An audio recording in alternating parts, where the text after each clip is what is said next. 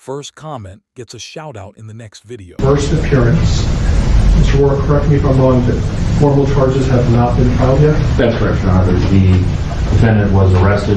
Formal charges have not been filed. By my calculation, I believe it will be due to the court at 3:30 on Monday.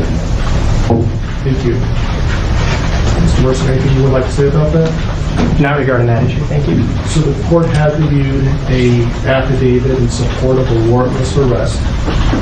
The court has found probable cause for the arrest. Specifically, I see that Mr. Watts was arrested for 3 counts of first-degree murder, each a Class 1.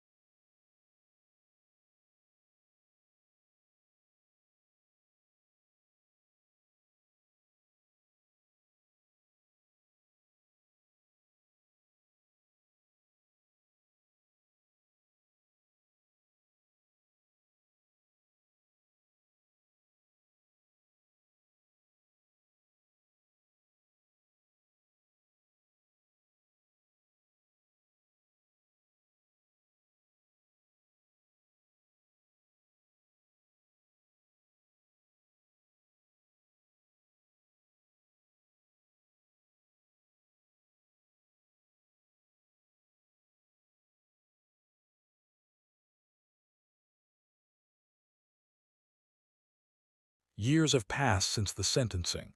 The courtroom is empty now, the headlines faded, but online the case never truly went quiet. In forums, live streams, and long discussion threads, a small but determined group continues to analyze every detail. They revisit interrogation footage. They slow down body camera clips. They read through discovery documents line by line. And recently, those discussions have grown louder. Petitions are now circulating, calling for the Chris Watts case to be reopened in 2026. Supporters argue that certain pieces of evidence were either misunderstood, incomplete, or deserve fresh forensic review. Some claim that investigative timelines raise questions. Others focus on digital data, phone records, and interviews conducted during the original investigation. To be clear, none of these petitions have overturned the conviction. Chris Watts remains legally guilty. He confessed. He accepted a plea deal. He waived his right to a trial. Under U.S. law, reopening a case like this is extremely rare, especially when a defendant has entered a formal guilty plea in court. But rare does not mean impossible. Legal experts often explain that for a case to be reopened, there would typically need to be newly discovered evidence that could not have been previously found with reasonable diligence. It would need to be significant, powerful enough to potentially change the outcome. Speculation alone does not meet that threshold. So what exactly are supporters pointing to? Some reference inconsistencies they believe exist within early statements. Others question aspects of the crime scene timeline. There are claims about additional forensic testing that could be conducted with modern advancements. However, as of now, there has been no official confirmation from prosecutors or courts indicating that the case will be reopened. Much of the momentum appears to be coming from online advocacy rather than formal legal action. And this is where things become complicated. Every renewed headline brings attention. Attention brings views. Views bring emotion. But for Shannon's family and the families of the children, each resurgence may reopen wounds that never fully healed. It's also important to recognize something else. When someone confesses, pleads guilty, and accepts multiple life sentences, the legal system treats that as a final resolution unless compelling new evidence surfaces. Courts require more than internet debate. Still, the phrase new evidence carries weight. It sparks curiosity. It creates doubt. It keeps people watching. As 2026 approaches, some supporters believe that formal motions could be filed. Whether those motions will gain traction remains uncertain. At this moment, there is no official ruling to reopen the case. But the conversation itself is growing. And in the final chapter, we step back and ask the harder question, not just whether the case could be reopened, but what reopening it would truly mean for justice, for the families, and for a story that once seemed undeniably closed. If you're still here, like this video, share it, and tell me below. Do petitions like this bring clarity, or do they create confusion? Subscribe to Crime Decoder so you don't miss the final chapter. Chapter 5. When a case like this resurfaces, it does more than restart debate. It reopens grief.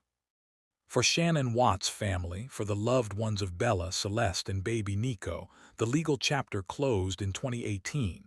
Chris Watts confessed. He stood in court. He pleaded guilty to murdering his pregnant wife and their 2 daughters. He was sentenced to life in prison without the possibility of parole. No trial. No appeals that altered the outcome. A formal legal ending. But justice on paper does not erase loss. Each time the case trends again, each time petitions circulate or headlines suggest reopening, families are reminded of the worst moments of their lives. The images, the testimony, the burial, the oil tanks, the unimaginable reality of what happened at that remote site in Colorado. Closure, if it ever existed, becomes fragile. Supporters calling for the case to be reopened argue that justice demands absolute certainty. They believe every detail should withstand re-examination, even years later. In principle, the justice system does allow for that possibility. If credible, newly discovered evidence emerges, evidence strong enough to potentially change a verdict, courts can review cases. But here is the legal truth. Chris Watts did not go through a contested trial. He waived that right. He entered a guilty plea. He admitted in court to the murders. Overturning or reopening a case under those circumstances would require extraordinary new evidence. As of now, no court has announced that such evidence exists. So the question becomes less about headlines and more about reality. Is this movement driven by genuine legal breakthroughs, or by the modern cycle of online analysis, speculation, and viral attention? There is a difference between unanswered curiosity and actionable evidence, between debate and due process. And yet the fascination remains, perhaps because the crime itself was so shocking. A father, a husband, a suburban home, a life that looked ordinary until it was. People want to understand how something so dark could hide behind something so normal. But sometimes, the simplest and most painful explanation is also the confirmed one. Chris Watts is serving multiple life sentences in a Wisconsin prison. There is no official ruling reopening his case at this time. The convictions stand. The legal conclusion remains intact. What doesn't stand still is the conversation. And maybe that's the haunting part. Not just the crime, but the way it refuses to fully fade. The way it continues to ripple outward years later across screens and court documents and comment sections. So let me leave you with this. If a person confesses, pleads guilty, and accepts life in prison, what kind of evidence would truly be strong enough to reopen a case like that? Let me know your thoughts in the comments. Like this video if you found this breakdown valuable. Share it with someone following the Chris Watts case. Subscribe to Crime Decoder and turn on notifications so you don't miss what we uncover next.